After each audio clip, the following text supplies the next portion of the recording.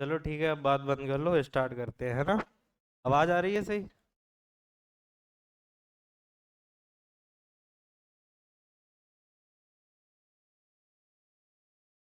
देखो ये थ्योरम है ना। ये थ्योरम क्या बोलती है कि पी ये prime number, if p divides A square then p divides A, है ना। देखो क्या है कि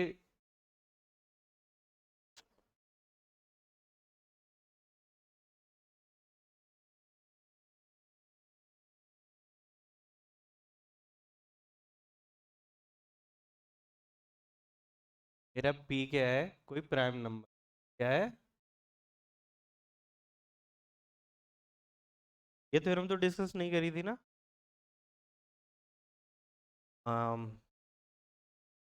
फंडामेंटल थ्योरम ऑफ अर्थमेटिक वो। हाँ,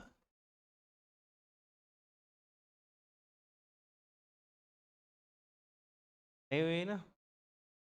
चलो वो करते हैं तो फिर।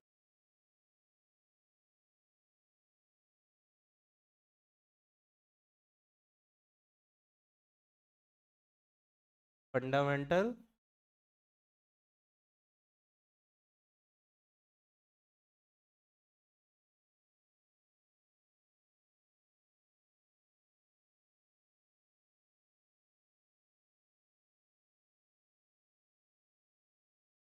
ठीक है। तो ये देखो थ्योरम क्या बोलती है।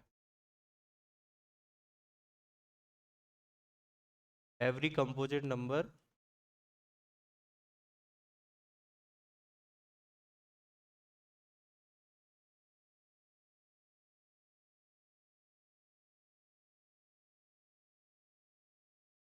Can be expressed as prime factors।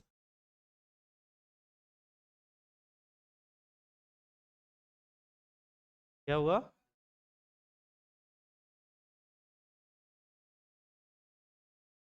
as the product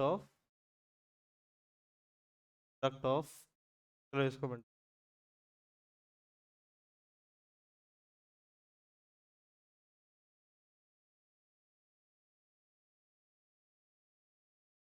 as the product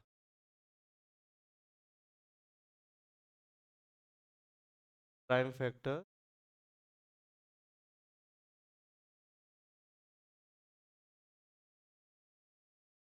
in a unique way,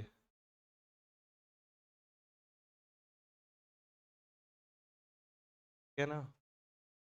regardless का ऑर्डर, है ना। फैक्टर्स के ऑर्डर को छोड़ के, है ना। ठीक है, तो हम 6 मैंने लिया है ना, तो इसके प्राइम फैक्टर्स क्या हैं? 3, है ना। अब मैं अगर बोलूं, मैंने यूनिक क्यों लिखा हुआ है कि अगर मैं ये आपसे बोल दूं कि क्या और भी कोई प्राइम नंबर्स हो सकते हैं जिनके प्रोडक्ट के फॉर्म में मैं 6 को लिख सकता हूँ, तो ऐसा कोई भी कॉम्बिनेशन नहीं मिलेगा नंबर्स का, ठीक है ना। लेकिन ये मत कहना कि इसको सर मैं ये लिख सकता हूँ 3 इंटू, है ना। वो मैंने पहले ही बोल दिया था कि apart from the sequence of the number.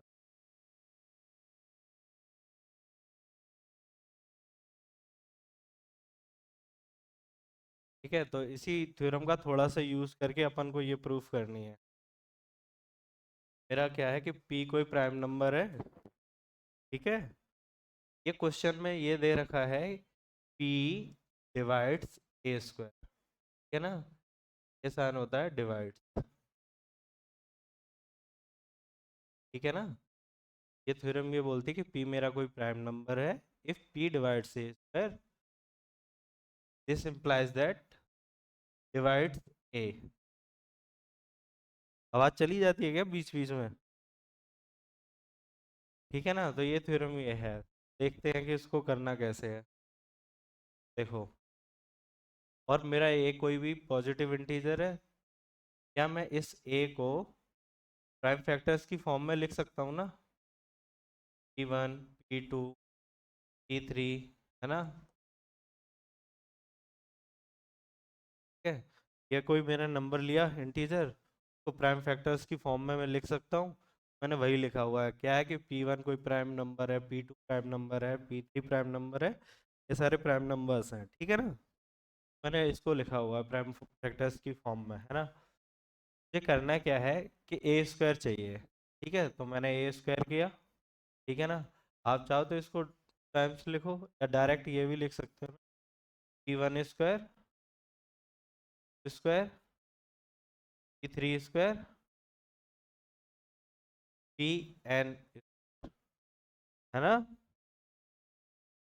अब देखो क्वेश्चन में ही इसने ये भी बोल रखा है कि ये तो मेरे, मैंने क्या किया कि फैक्टर्स लिख लिए, इसके प्राइम फैक्टर्स लिख लिए, ठीक है ना। क्वेश्चन में ये बोल रहा है कि P divides A square, P divides A square, मुझे पता है क्या है कि P मेरा प्राइम नंबर है, ए स्क्वायर को डिवाइड करता है, और जब नंबर डिवाइड करता है तो फैक्टर होता है ना, ठीक है ना। तो क्या है, ये चीज़ है, ये लिखा हुआ है कि P is a prime factor of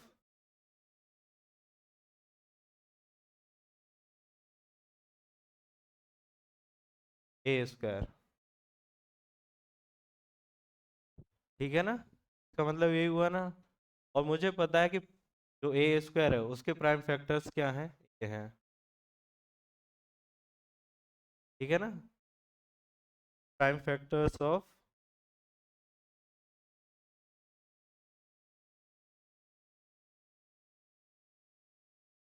prime factors of a square is equal to P1 है, P2 है, 3 है, और क्या है, Pn, ठीक है ना।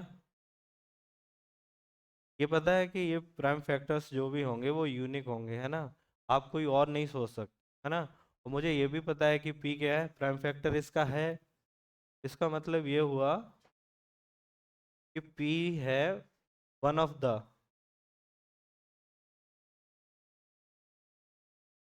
P1 P2 3, ये क्लियर है। ये जो P है वो इनमें से ही एक होगा कोई, है ना, इनमें से कोई एक होगा ना। देखो P क्या कर रहा है, ए स्क्वायर को डिवाइड कर रहा है, इसका मतलब ये हुआ कि P एक प्राइम फैक्टर है ए स्क्वायर का, है ना। प्राइम फैक्टर, और फंडामेंटल थ्योरम ऑफ अर्थमेटिक क्या बोलती है, ये जो फैक्टर्स हैं यूनिक ही होंगे। आप कोई ऐसा नहीं है कि मैंने कोई कॉम्बिनेशन आपको नंबर्स का दे दिया, आप कोई दूसरा ले आके ये ले आओ ए, तो नहीं होगा, है ना। तो P इनमें से एक नंबर होगा कोई, ठीक है ना। और यहाँ पे देखो मैंने किया क्या है कि ए स्क्वायर किया है ना, बेसिकली ये था 1 P2 3 Pn, और ये भी क्या था P1 3 Pn, ठीक है ना। मुझे पता है कि ए के भी जो फैक्टर्स होंगे ना, ए के भी फैक्टर्स होंगे, वो यही होने वाले हैं, है ना। तो इसका मतलब ये हो गया कि इनमें से P भी तो एक था, है ना। इसका मतलब ये हुआ P है, ए को भी डिवाइड कर रहा होगा, ये क्लियर हो गया ना। P है वो ए का भी फैक्टर होगा, और जो फैक्टर है तो डिवाइड करेगा।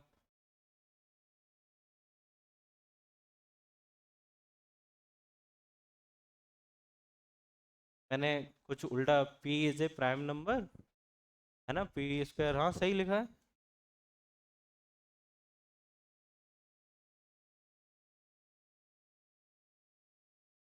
हाँ P प्राइम नंबर है जो ए को डिवाइड कर रहा है।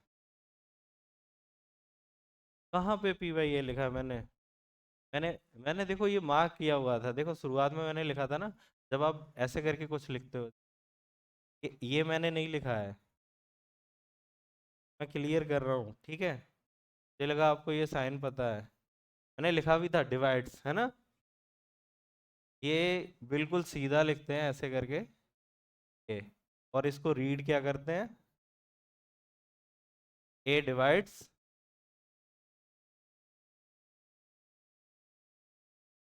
है ना। मुझे लगा कुछ मैंने वहां पे ए या पी ले रखा था तो कुछ उल्टा हो गया, नहीं वो सही है।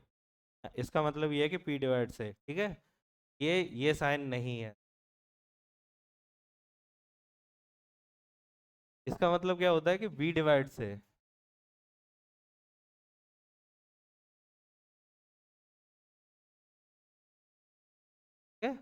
अलग है दोनों का मतलब।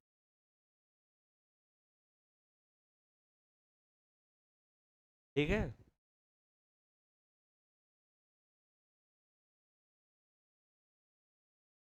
क्या कोई डाउट इसमें? तो देखो जो पिछला थ्योरम था ना, उसका सिर्फ इतना है, मैथमेटिकली आप अगर लिखोगे तो ये लिखोगे ऐसे करके कि P is a prime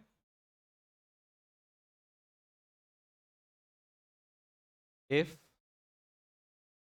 P divides A square implies that P divides A। ये पूरा थ्योरम है।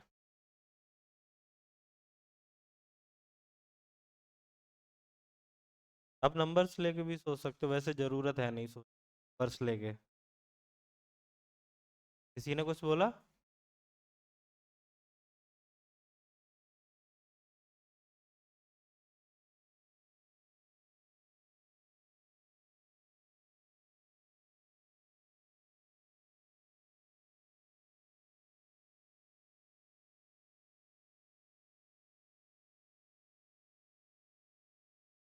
अब मुझे प्रूव करना है कि रूट 2 क्या है, कि रैशनल नंबर है, ठीक है ना। बुक्स पढ़ के देखी है, उसमें एक स्टेटमेंट लिखा होगा, है ना, कि लास्ट में हम को कोप्राइम मानेंगे तभी प्रूफ होगा, वरना कोप्राइम नहीं मानेंगे तो प्रूफ नहीं होगा, है ना। शुरुआत में उन्होंने ऐसे करके, वैसे आप फर्स्ट स्टेप भी ये सोच सकते हो, क्या करो, जैसे ये है, ये किया, root 2 is a rational number. इसका मेथड क्या है कि प्रूफ बाय कॉन्ट्राडिक्शन, है ना, कॉन्ट्राडिक्शन से प्रूफ करते हैं, है ना। कभी कभी क्या होता है, देखो एग्जांपल एक देता हूँ, ठीक है ना। भगवान है या नहीं है? है ना। तो देखो किसी, मतलब मैथमेटिशियन हो या फिजिसिस्ट हो, किसी ने ऐसा लॉजिक दिया था, सुनना उसका लॉजिक, ठीक है। उसने ये बोला कि गॉड है, सबसे शक्तिशाली है, कुछ भी कर सकता है ना, आपके अकॉर्डिंग तो अगर है भगवान तो, है ना। तो उस मैथमेटिशियन ने ये कहा, क्या वो कोई ऐसा पत्थर बना सकता है जिसको कोई ना उठा सके? भगवान है, कुछ भी कर सकता है, ऑब्वियसली बना सकता है ना। ठीक है। तो पत्थर बना दिया भगवान ने ऐसा जिसको कोई ना उठा सके। पर क्वेश्चन ये आता है कि भगवान उठा सकते हैं फिर उस पत्थर को? आप समझ रहे हो मैं क्या कह रहा हूँ? गॉड है, वो सबसे शक्तिशाली है ना, कुछ भी कर सकता है, ही कैन क्रिएट एनीथिंग, है ना। वो ऐसा पत्थर भी बना सकता है जिसको कोई ना उठा सके। पर उसका क्रॉस क्वेश्चन ये था कि जब जिसको कोई ना उठा सके उसने ऐसा पत्थर बना दिया, तो इसका मतलब भगवान भी नहीं उठा सकता। भगवान भी नहीं उठा सकता तो वो शक्तिशाली भी नहीं ऐसा बन गया ना। लेकिन आप कह रहे हो शक्तिशाली है, वो उठा सकता है पत्थर, वो उठा सकता है, तो उसने ऐसा पत्थर बनाया कहाँ जिसे कोई ना उठा सके, है ना। तो ये कॉन्ट्राडिक्शन के लिए है, वैसे ही सा ये प्रूफ है ना। बड़ा अजीब सा लगेगा कि ऐसा ही क्यों सोचा गया, बस कॉन्ट्राडिक्शन। ठीक है। तो मैंने क्या किया कि इसको क्या माना, रैशनल नंबर माना, ठीक है ना। तो मैं इसको क्या लिखूंगा, रूट 2 को क्या लिखूंगा मैं, P/Q। रैशनल नंबर्स को अपन यही मान रहे थे ना, P/Q। ठीक है। आप या तो एक काम कर सकते हो, यहाँ पे ये लिख दो कि P और Q में क्या है, एक कॉमन फैक्टर है वन के अलावा। क्या है, वन के अलावा एक कॉमन फैक्टर है, उसको आप रिमूव करोगे। या फिर यहीं पे आप लिख दो P and Q आर को प्राइम,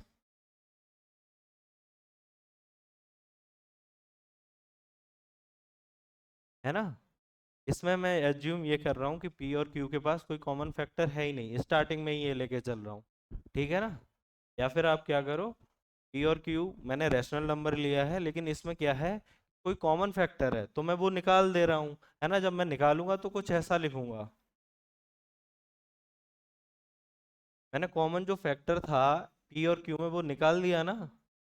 तो अब तो कॉमन कुछ बचा नहीं, वो प्राइम नंबर्स हो गए, है ना। या तो आप पहली ही लाइन में ये लिख के चलो, या एक स्टेप और लिखो, कोई फर्क नहीं पड़ता, ठीक है ना। ये वाला स्टेप नहीं, हम पहली ही लाइन में ये लेके चल रहे हैं कि P and Q are coprime numbers. ठीक है।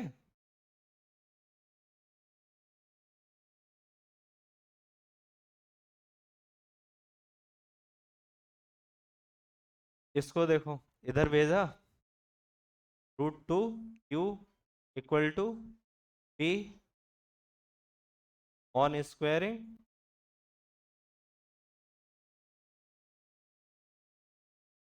Both sides, 2 q square equal to p square, है ना। तो देखो ये क्या लिखा हुआ है, ये लिखा हुआ है 2 into is equal to p square. इसका मतलब ये हुआ कि मैंने पी स्क्वायर के क्या लिखे हुए हैं, फैक्टर्स लिखे हुए हैं, है ना। मैंने पी स्क्वायर के फैक्टर्स लिखे हुए हैं, तो फैक्टर क्या क्या है, 2 है, क्यू है, क्यू है ना। तो मुझे पता है कि 2 है वो पी स्क्वायर का फैक्टर है, तो मैं ये लिख सकता हूँ क्या,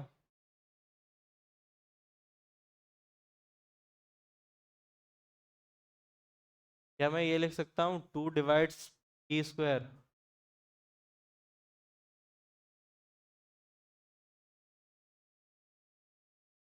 ठीक है ना। क्या है कि 2 फैक्टर है पी स्क्वायर का, तो इसका मतलब ये हुआ ना 2 डिवाइड्स पी स्क्वायर। 2 मुझे पता है कि प्राइम नंबर है, अगर कोई प्राइम नंबर को डिवाइड करेगा किसी भी इंटीजर को, तो ये भी तो करेगा 2 डिवाइड्स पी। थोड़ी देर पहले यही थ्योरम पढ़ी थी ना, कि पी कोई प्राइम नंबर था, पी कोई प्राइम नंबर है, वो ए स्क्वायर को डिवाइड करता है, तो ये इम्प्लाई करता है कि पी डिवाइड करेगा ए को भी। ये थ्योरम थी ना, इसी थ्योरम की हेल्प से मैं लिख रहा हूँ कि टू डिवाइड्स पी स्क्वायर, तो 2 डिवाइड करेगा पी को भी। सही है, क्लियर है इतना।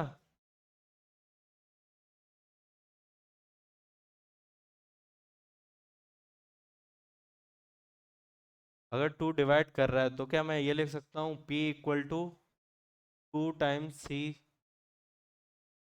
कोई भी सी है ना। 2 डिवाइड कर रहा है तो कुछ क्वोशेंट होगा ना उसके साथ में, तो वो क्वोशेंट मैंने सी लिखा हुआ है, ठीक है ना। फिर से मैं क्या कर रहा हूँ, स्क्वायर कर रहा हूँ, p square equal to 4 c on squaring, ठीक है। पी स्क्वायर की वैल्यू उठाओ यहाँ से,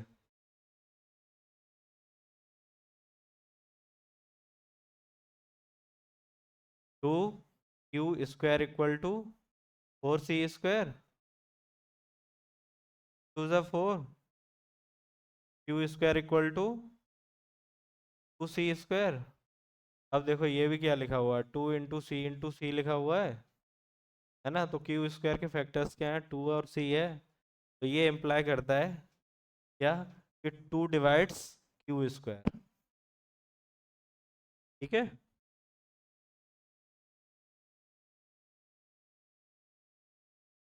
क्या इसलिए,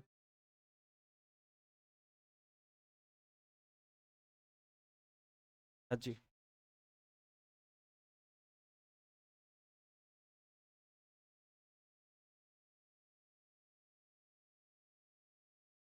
बोर्ड में, हाँ वो तो मेंशन करना है ना रीजनिंग, मैं तो बोल रहा हूँ ना, तो बोलता हुआ जा रहा हूँ ना हर स्टेप। आप सारे नोट्स लिखते हो क्या, मैंने पहले दिन भी बोला था कि जो इंटरेस्टेड नहीं है नोट वो ना बनाए। हाँ, सारे, चलो सारी रीजनिंग फिर मेंशन करता चलूंगा, ठीक है। ये मैंने लिखा हुआ है by fundamental theorem of arithmetic, ठीक है ना। और ये मैंने कैसे लिखा है, इसको लिखना चाहो तो लिख सकते हो, डिवीजन लेमा है।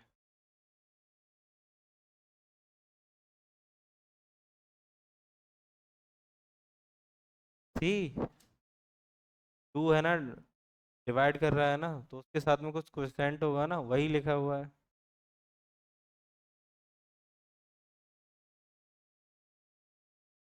क्लियर है।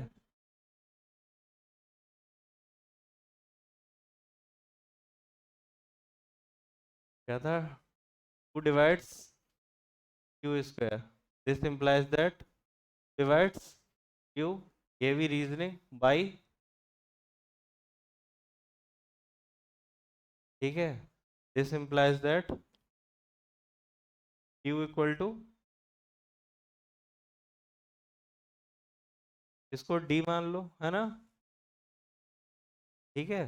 देखो मैंने क्या किया था, स्टार्टिंग में मैंने पी वाई क्यू लिया था, उसमें क्या आ गया, पी मेरा आ रहा है 2C आ रहा है, और ये कितना आ रहा है 2D। पर मैंने ऐसा किया था कि को प्राइम नंबर्स लिए थे दोनों, है ना। पर क्या हुआ, अब इन दोनों नंबर्स के मैं अगर एस सी एफ लूँ तो वो कितना आ जाएगा, है ना, 2 आ जाएगा ना, है ना, कॉमन फैक्टर हो गया ना, एक 2 आ जाएगा। पर ये तो हमारे जो हमने एजम्पशन लिया था, पी एंड क्यू आर को प्राइम, एस सी एफ आना तो 1 चाहिए था, लेकिन आ रहा है 2। ये एजम्पशन कैसा है,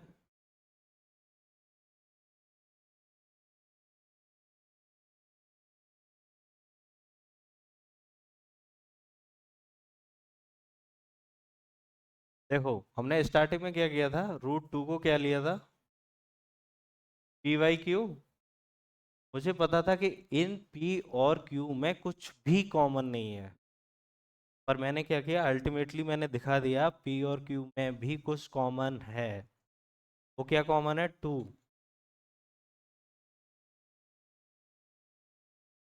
हाँ,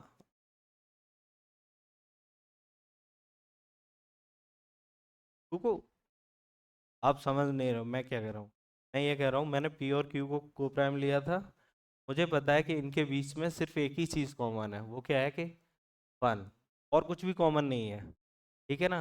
लेकिन ये एज्यूम मैंने जो किया था कि √2 कैसा है, रैशनल नंबर है ना, वो एजम्पशन ही हमारा रॉन्ग है। क्यों, मैंने अल्टीमेटली आपको दिखा दिया ना कि 2 जो है ऊपर भी है नीचे भी है, सिर्फ 1 ही कॉमन नहीं है, 2 भी है। पर हमारा एज्यूम हम ये करके चले थे ना कि एस सी एफ दोनों का कितना आना चाहिए, 1 आना चाहिए ना, लेकिन एक और फैक्टर कॉमन आ गया, तो जो हम सोच के चले थे वो तो गलत हो गया ना। मुझे यही दिखाना था कि 1 के अलावा भी एक फैक्टर आ जाएगा, अगर आप ऐसा एज्यूम करते हो √2 इज ए रैशनल नंबर, है ना।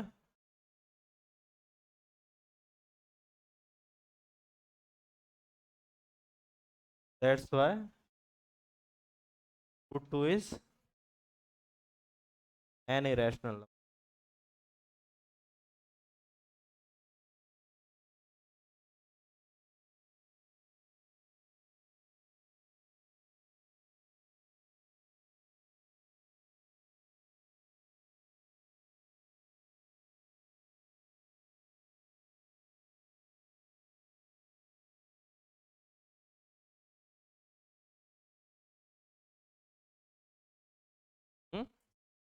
पीछे वाली slide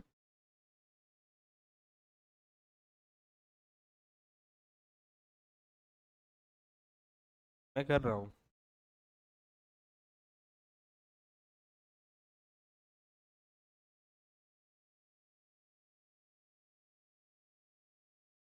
single variable,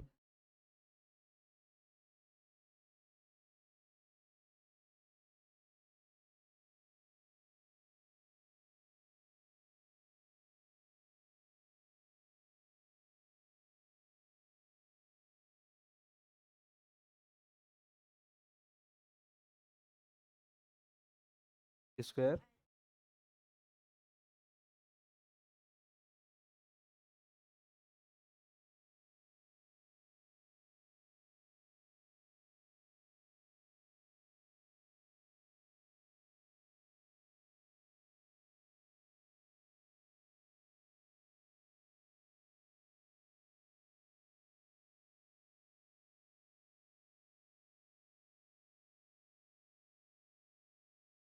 another common factor. इसमें ना मेथड अलग अलग हो सकता है, बस आपका रीजनिंग है ना, रीजनिंग आप किसी को देते हो वो सही होना चाहिए बस।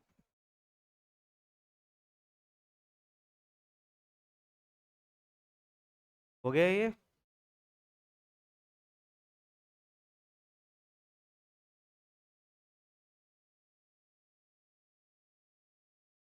नोट्स बनाने हैं क्या इसके? नोट्स कितने बनाओगे? स्कूल में तो बनाने ही पड़ते होंगे, कॉपी भी चेक होती है शायद। ये ऐप पे आ ही जाएगा। समझने पे ध्यान दो, यहाँ पे नोट्स पे इतना ध्यान मत दो, है ना। कोई स्टेप है जो ना समझ में आए, वो पूछो, क्रॉस क्वेश्चन करो, समझ के जाना है बस, है ना।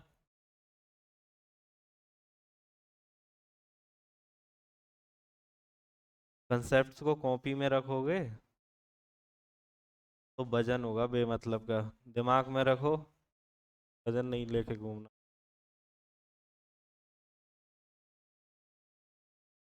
आगे का करें?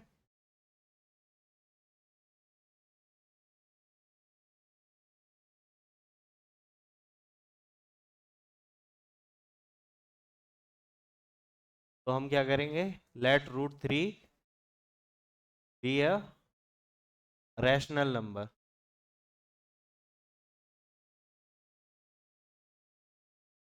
ठीक है। और जब मैंने रैशनल नंबर मान लिया है तो इसका मतलब क्या हुआ?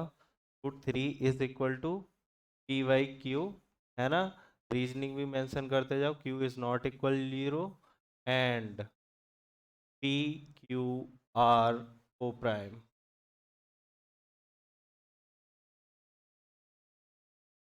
इंटीजर्स लिखने की जरूरत है क्या? हाँ, क्या बोल रहे हो?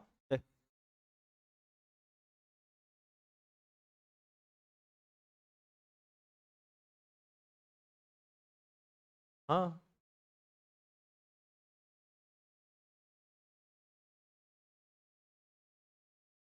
डिफरेंस है ही नहीं। मैं ये कह रहा हूँ कि प्राइम नंबर्स को ना सिर्फ पॉजिटिव इंटीजर्स के लिए ही डिफाइन करते हैं, है ना। जब मैंने को प्राइम बोल दिया तो इसका मतलब क्या हुआ कि वो इंटीजर्स ही है ना। तो यहाँ पे बोलने की लग रहा है कि जरूरत p and q are integers and co pro prime co prime बोलना इज ए सफिशिएंट।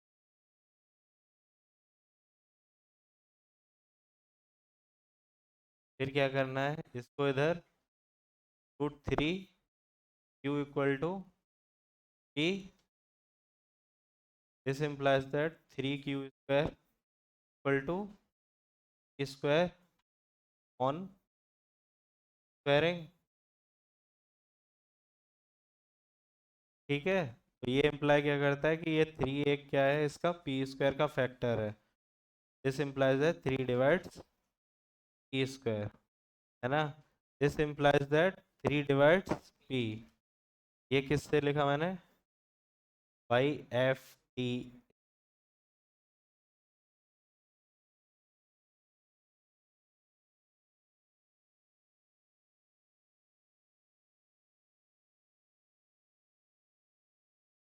ठीक है, तो इसको मैं लिख सकता हूँ p equal to three c. ठीक है ना। फिर क्या करना है? इसका स्क्वायर कर देना है। P square equal to nine c square on squaring.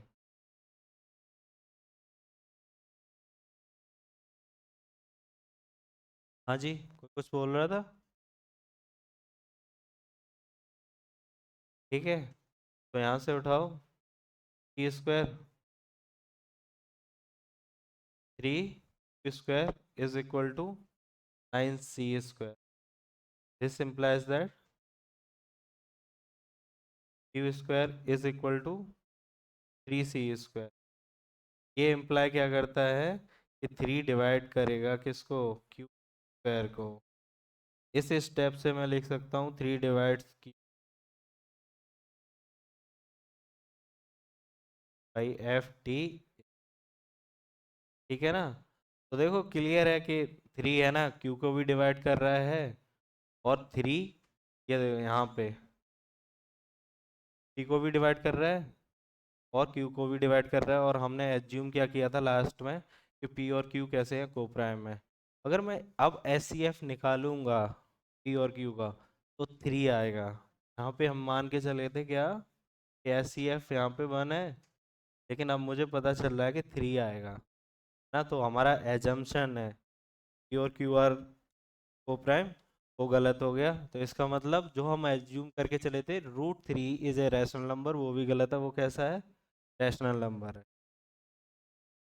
ठीक है, ये भी स्टेप्स लिखूं क्या जो लास्ट में बोला है? हाँ,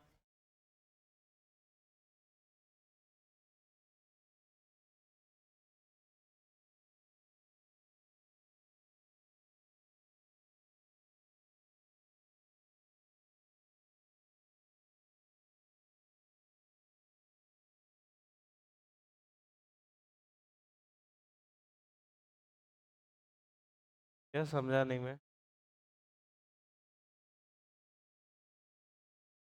हम्म।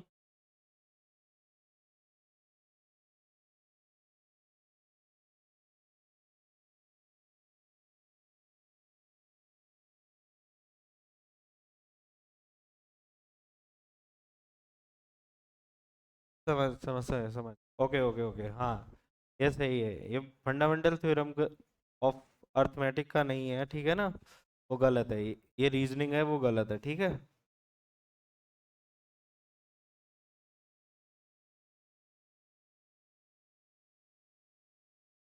इस थ्योरम को इससे जस्टिफाई करना है।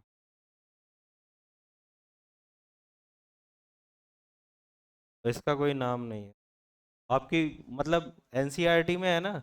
एनसीईआरटी में मेंशन होगा जब आप बोर्ड एग्जाम में लिख रहे होंगे, शायद ये थ्योरम 1.1 है या थ्योरम 1 है। हाँ,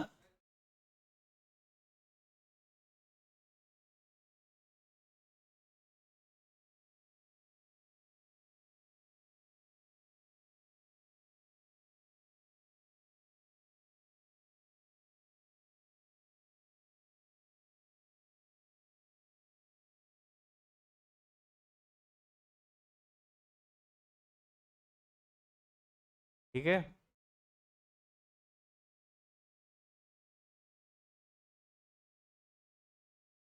ये थ्योरम है, इसमें यूज क्या करते हैं? Uniqueness part of the fundamental theorem of arithmetic.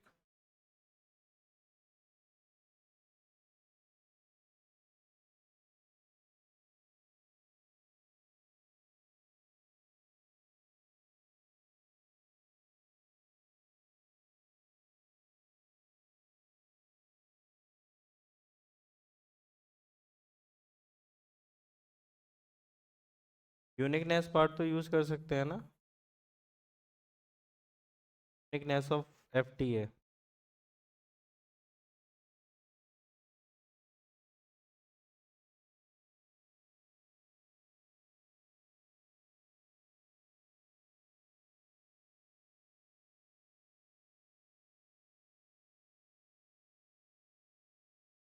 अच्छा, वो कैसे है? देखो, ये क्या लिखा हुआ है? क्यू स्क्वायर इक्वल टू लिखा हुआ है, ये कोई नंबर है, मैं उसके फैक्टर्स लिख रहा हूँ। वो लिख रहा हूँ 3 C C, है ना? तो 3, ये बताओ क्या ये प्राइम नंबर इसका फैक्टर हुआ ना? फैक्टर होने का मतलब ये होता है कि ये 3 क्या कर रहा है? क्यू स्क्वायर को डिवाइड कर रहा है।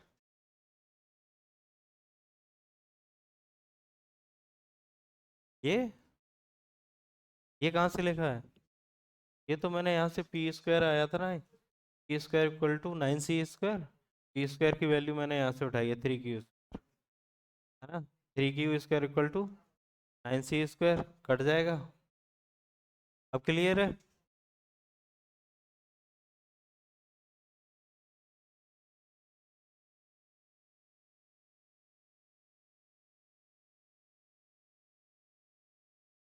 Next question.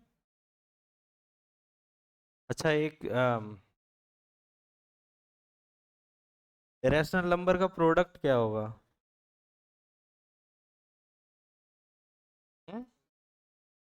Irrational number, irrational number, है ना? दोनों हो सकते हैं ना?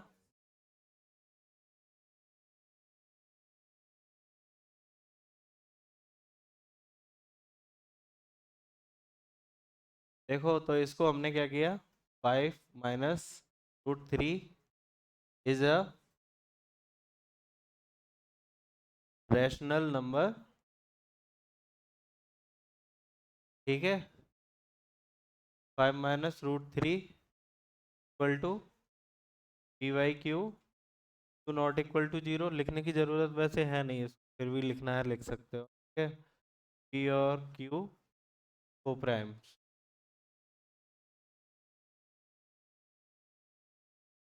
ठीक है। मैं क्या करूँगा इसको, p/q equal to √3,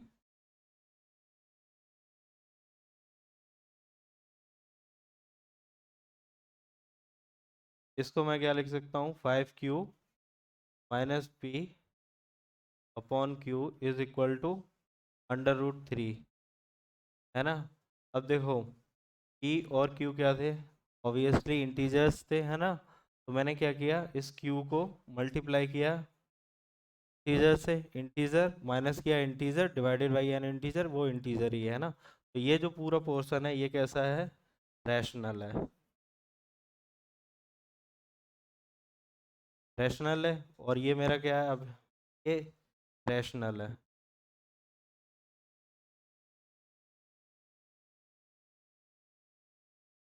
this contradicts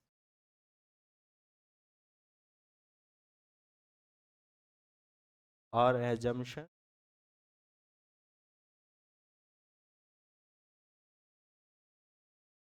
ठीक है ना।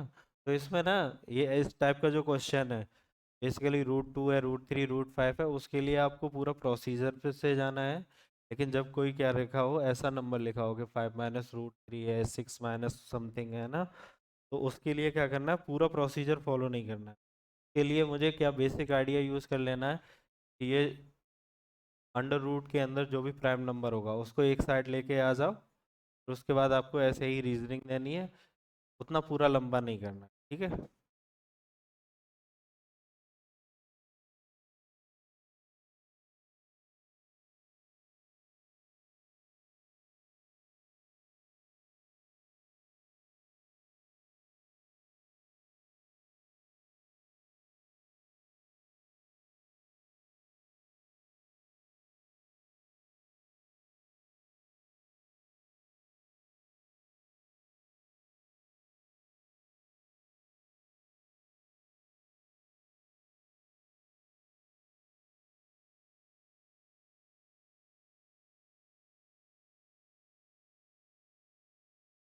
ये नंबर टर्मिनेट करेगा या नहीं करेगा, क्यों करेगा,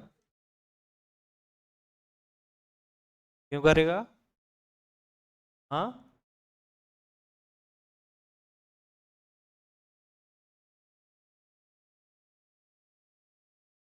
हाँ जी। तो देखो कोई नंबर है टर्मिनेट कब करेगा, अगर देखो कोई नंबर ऐसे लिखा हुआ है p/q लिखा हुआ है, और q का देखो कि जब आप प्राइम फैक्टर्स करोगे तो ऐसी शक्ल बन गया है, या तो 2 के फैक्टर्स हो या फिर 5 के हो, कोई और ना हो, तो वो टर्मिनेट कर जाएगा। आप इसको डिवाइड करके देखोगे ना, तो ये टर्मिनेट कर जाएगा, ठीक है ना। ये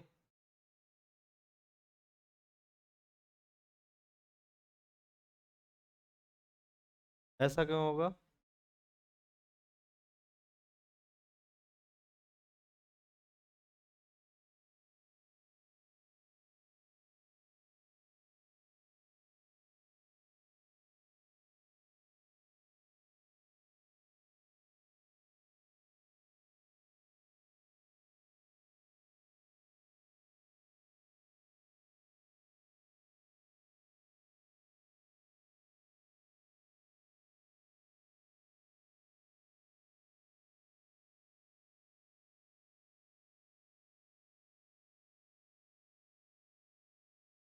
ये टॉपिक कभी पढ़ा है। अब जितना भी चलेगा ना वो थोड़ा सा एक्स्ट्रा चलेगा,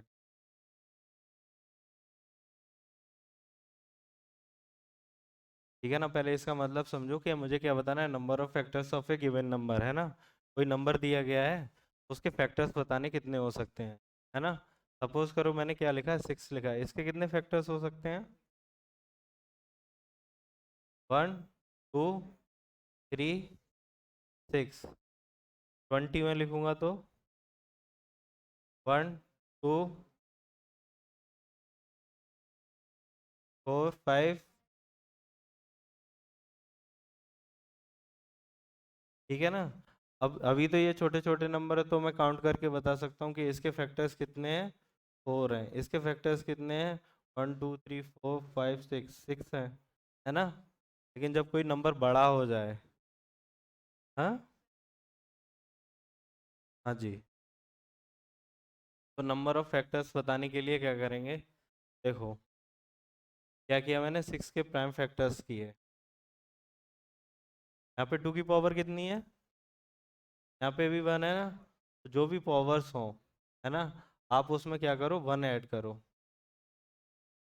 की पावर में मैंने 1 ऐड किया, इसकी पावर में भी 1 ऐड करो, मल्टीप्लाई कर दो तो कितना हो जाएगा।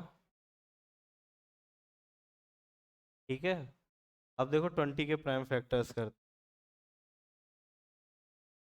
2 इंटू 2, टू 5, 2 टू इंटू 5, 1। इसमें 2 में क्या करना है, 1 प्लस करना है, इंटू 1 में 1 प्लस 3 इंटू 2, 6।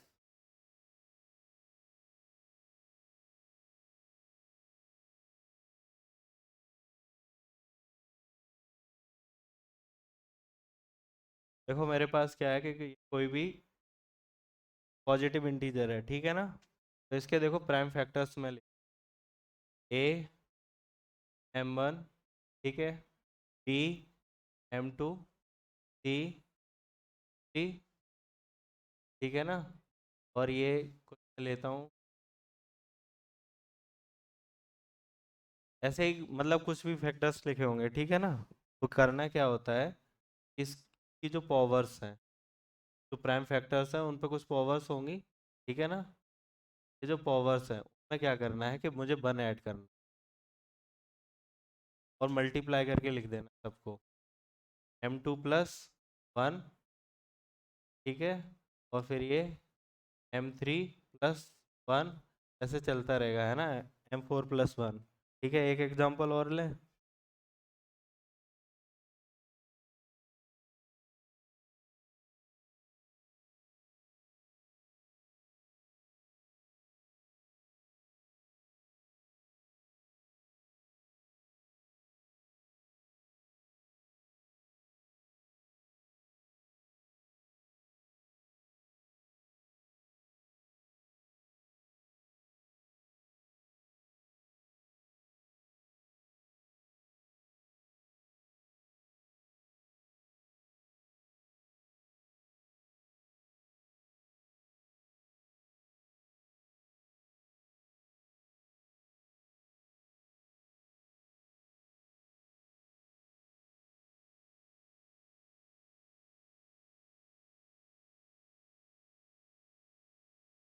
ये क्लियर है कि दोबारा से बताऊं।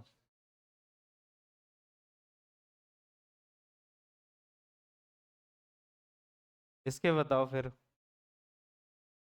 Number of factors.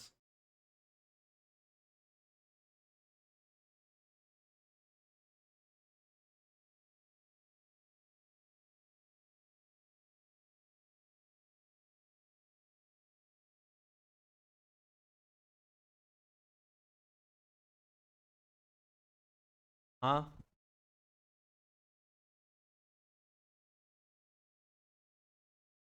एक 3 आंसर है, 8 और किसी का।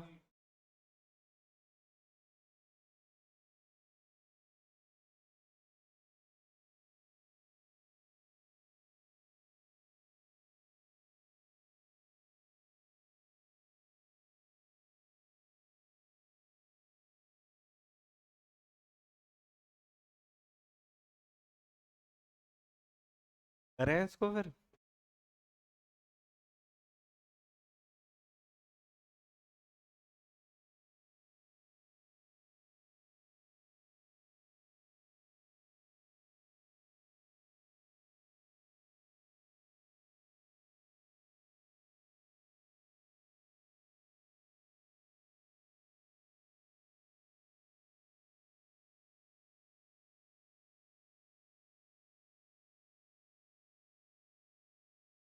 देखो क्या है, क्या मैंने फैक्टर किए 105 के, वो आ रहे हैं 3 × 5 × 7, ठीक है ना।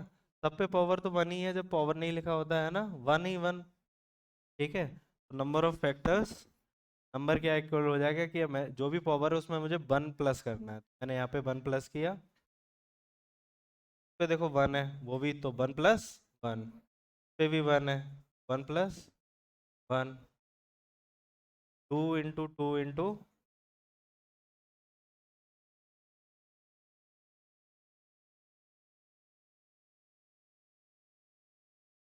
क्लियर है। ठीक है, एक और बड़ा सा नंबर ले रहे हैं, ठीक है।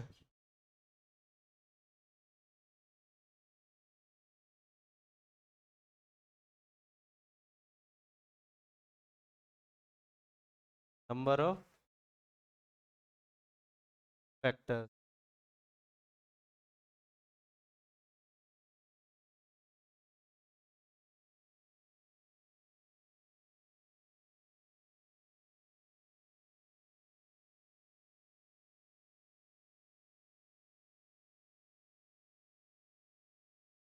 8 आ रहा है, 8 6,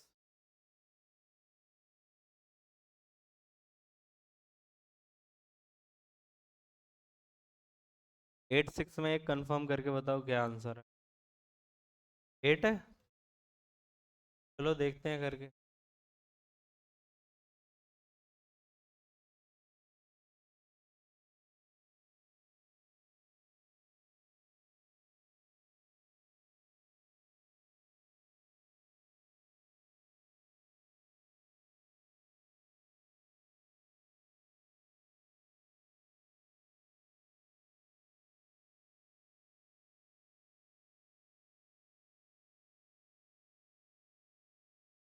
क्लियर है,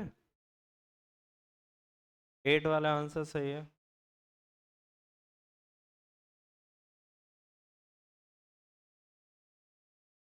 ओके,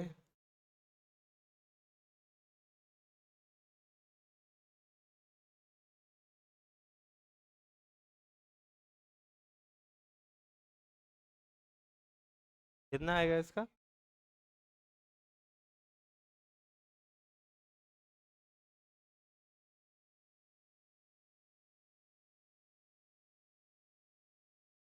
ये शायद 11th का क्यू लिखा हुआ है, 11 का क्यू है ना, है ना, तो आंसर 4 सही है। पावर में क्या करके लिखना होता है, मुझे +1 करना होता है, नंबर ही एक है, तो आंसर 4 आना चाहिए, 4 इज द करेक्ट आंसर।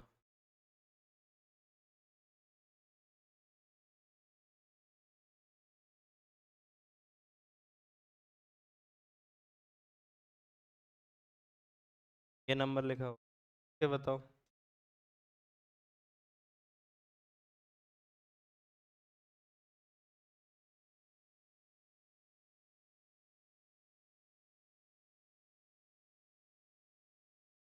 अच्छा एक चीज बताओ मुझे, कितनों को बिल्कुल ये नहीं समझ में आ रहा कि यहाँ पे चल क्या रहा है। पता तो चल रहा है ना क्या चल रहा है। हुँ? इसका 4 आ रहा है, और बताओ किसी का और कोई आंसर। हाँ, एक जन का 4 आ रहा है। आपका कितना है सर। 28।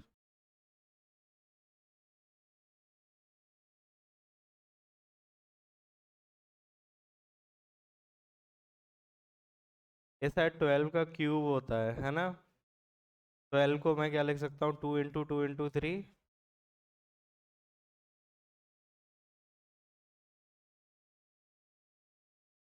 की पावर 6, 3 की पावर, ये कुछ है ना फैक्टर करने के बाद।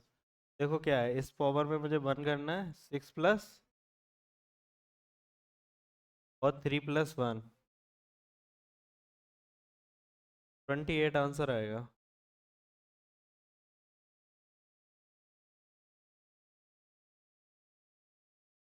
क्या हुआ।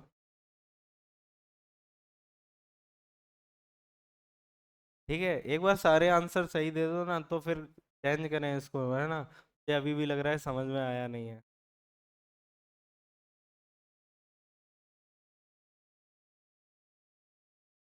इसका करना।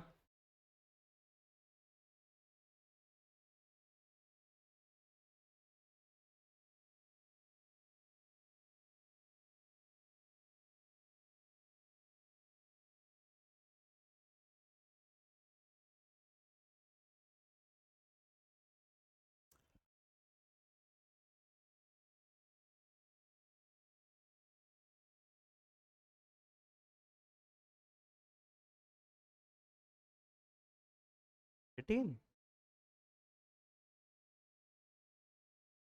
Eighteen. Eighteen. Yes sir. Last कितना आ रहा है? हाँ, चेंज हो गया है।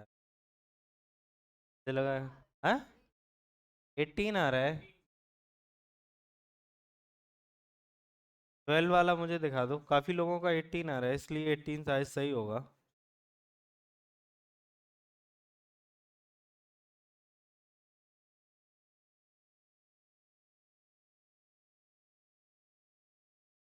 अब क्या?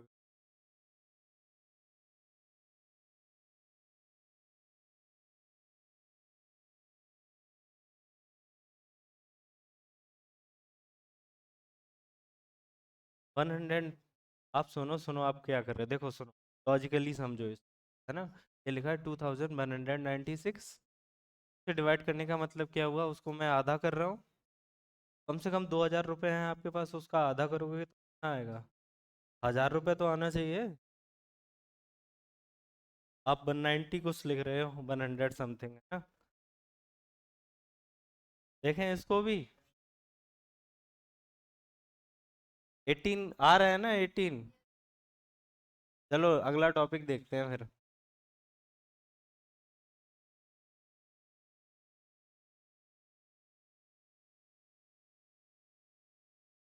सम of factors of a number.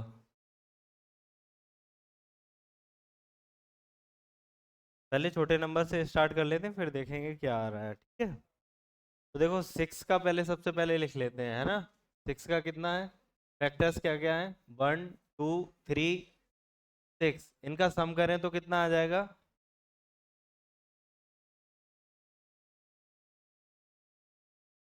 12 आ गया ना?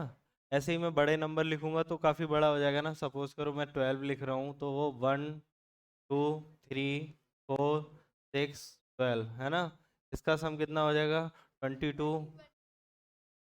24 ईयर है।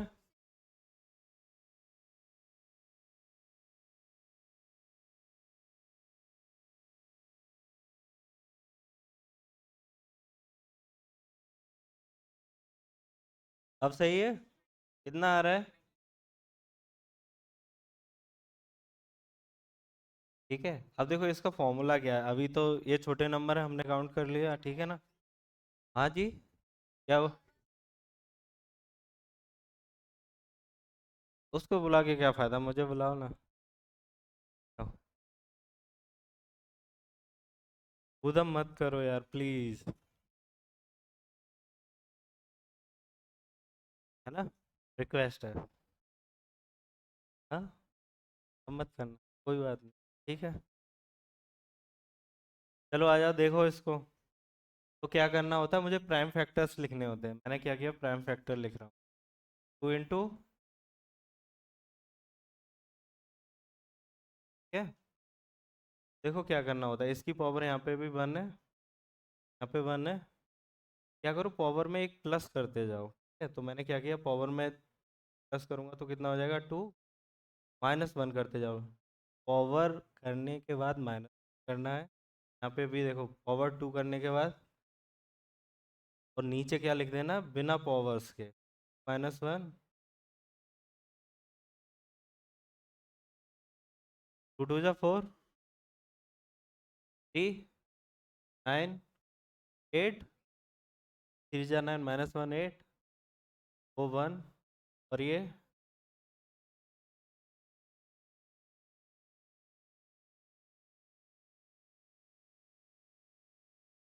मैच कर रहा है ना। क्या करना है, सम अगर पूछा जाएगा क्वेश्चन, ये पूछा जाएगा sum of the factors of a given number, तो आपको क्या करना है, पावर में, वहां पे क्या कर रहे थे, पावर को ही सिर्फ लिख रहे थे, +1 कर रहे थे, मल्टीप्लाई करके लिख रहे थे। इसमें क्या करना है, पावर में +1 करना है, और उस पावर करने के बाद -1 करना, वैसा ही सा नीचे लिखना है, बस ये पावर हटा देना है ना। ठीक है, तो हाँ जी, फॉर्मूला लिख लो। आपको बुक तो मिल गई होगी ना इसकी, PW की। प्रिंटेड फॉर्मेट में भी कुछ नहीं मिला?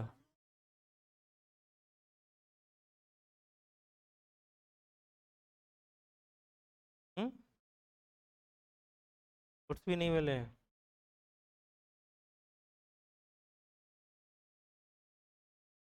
एक और क्वेश्चन कर लेना, ये चेक करके देख लेते 12 वाला आंसर सही आ रहा है या नहीं, ठीक है।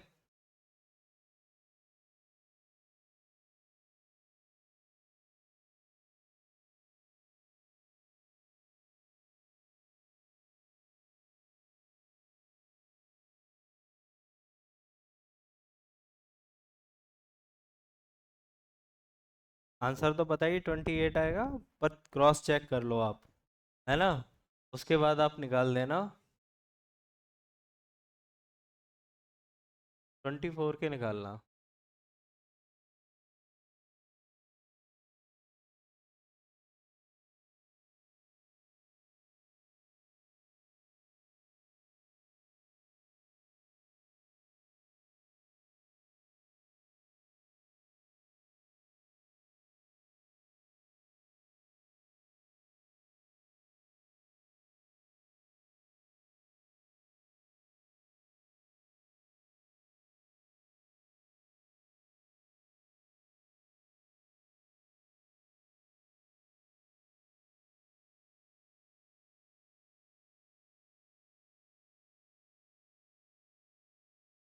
ट्वेंटी फोर का, चलो कर लेते हैं, इसके प्राइम फैक्टर्स बताओ कितने हैं।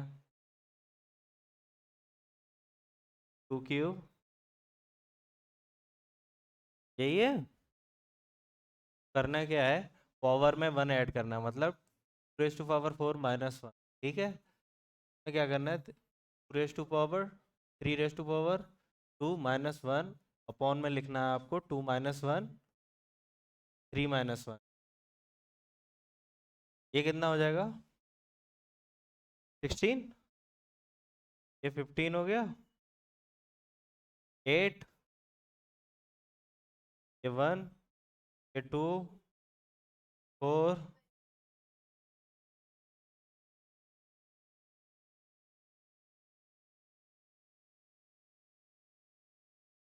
समझ में आ गया ना। आपको क्या करना है, कॉम्प्लेक्स फॉर्म में अगर लिखा भी है, जैसा भी लिखा है मैंने देखा नहीं है, तो आप एक काम कर सकते हो। क्या करना है, पावर में 1 ऐड करना है, -1 करना है, अपॉन में बिना पावर्स के लिखने हैं, ठीक है। हाँ जी।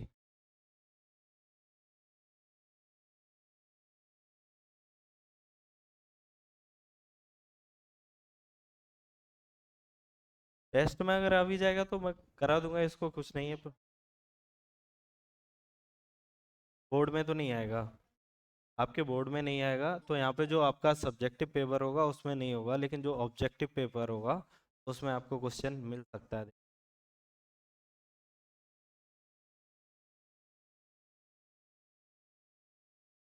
ऑब्जेक्टिव का यहाँ पे पता क्या पर्पस है, आपका फाउंडेशन है ना, थोड़ा सा बोर्ड लेवल से आपका ऊपर रहेगा, ताकि जो कॉम्पिटिटिव एग्जाम्स होते हैं ना क्लास 10th तक, वो आप दे सकें।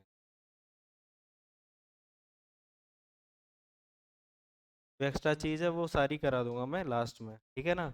और जो आपको जाननी हो वो आप पूछ, ठीक है। आज की स्लाइड में एक और चीज़ है लास्ट में, कुछ ये है, ये देखो, ठीक है, तैयारी जीत की, ठीक है ना। आपको क्या करना है कि ये जो QR कोड है उसको स्कैन करना है, अपने किसी फ्रेंड को रेफर करना है ना। क्या होगा, पैसे मिलेंगे, सही है। कुछ लिखा है, get guaranteed rewards of up to 10,000 every, है ना। फीस तो वापस हो ही जाएगी, है ना। वैसे यहाँ पे स्कॉलरशिप पे कौन आया है, किस किस को स्कॉलरशिप मिली, कितना परसेंट की मिली आपको? 50? 15%? अच्छा, किसी को बहुत ज़्यादा मिली हो वो। आपको कितनी? हाँ, सही है, होशियार बच्चे हो। और वो? हाँ, 75? हाँ जी, 70, 75। और किसी को? हाँ। हाँ, कोई ऐसा भी है कि मतलब बिल्कुल फ्री भी रखते हैं क्या? हाँ,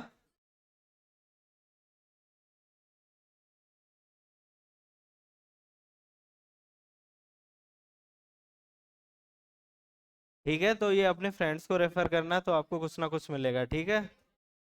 हाँ जी।